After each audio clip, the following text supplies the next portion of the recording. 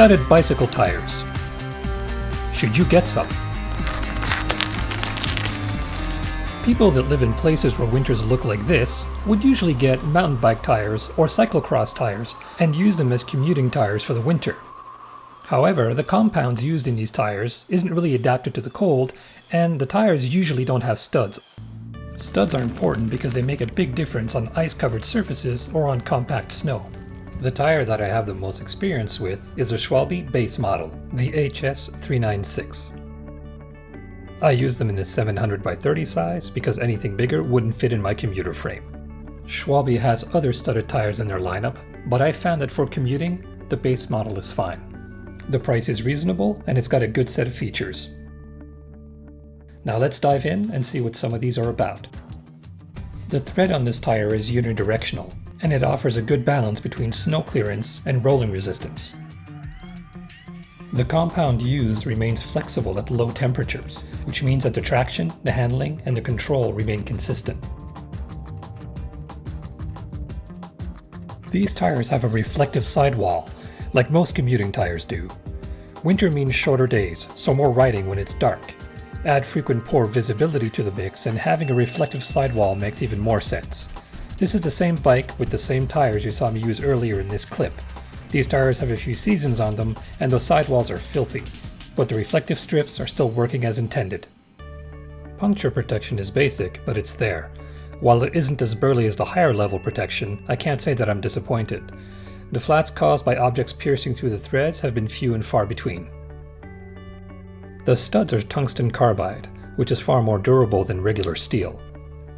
They should remain effective for the life of the tire. That's been my experience, at least.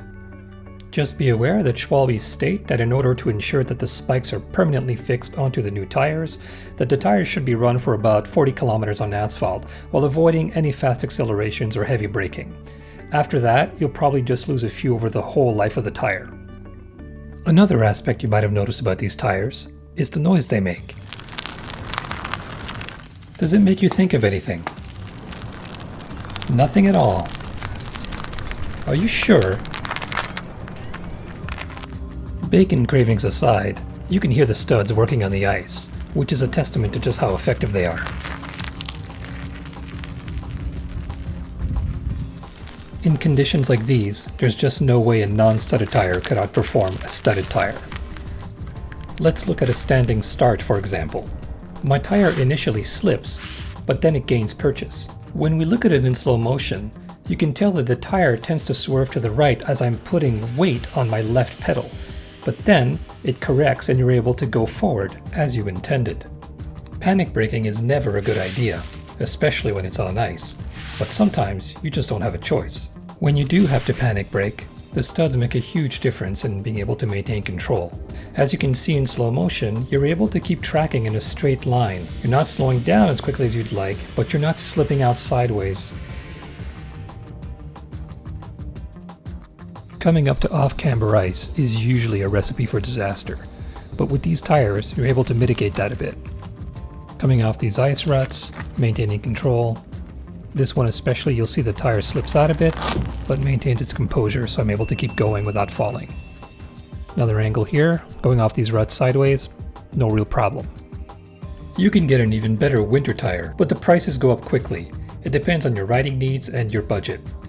Buy the best decent studded winter tire you can afford. If your budget only allows you to get the basic model, that's still a lot better than getting a non-studded tire. Just be aware, these tires fit large. I have the 700 by 30 mm indicated size that I run with inner tubes.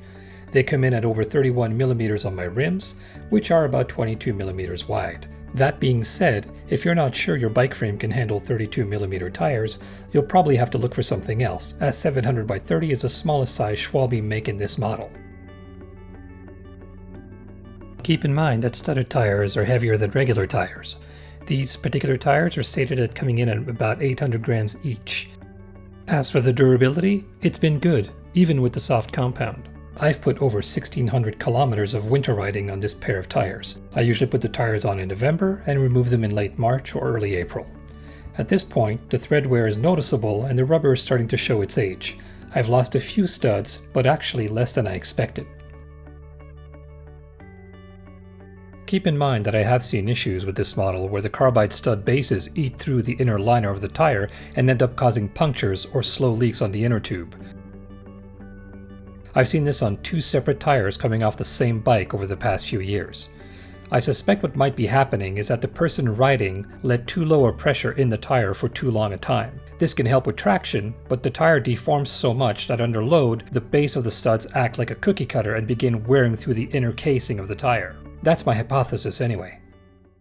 In conclusion, maybe you think traveling in a warm car is for wimps.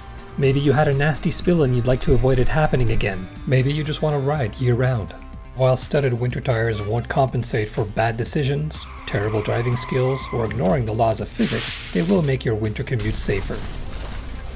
Whether you're a seasoned year-round commuter that's seen more blizzards than a Yeti, or a cyclist who's thinking about extending their season, I hope my personal take on these tires will help you in your own decision about winter gear for your bike.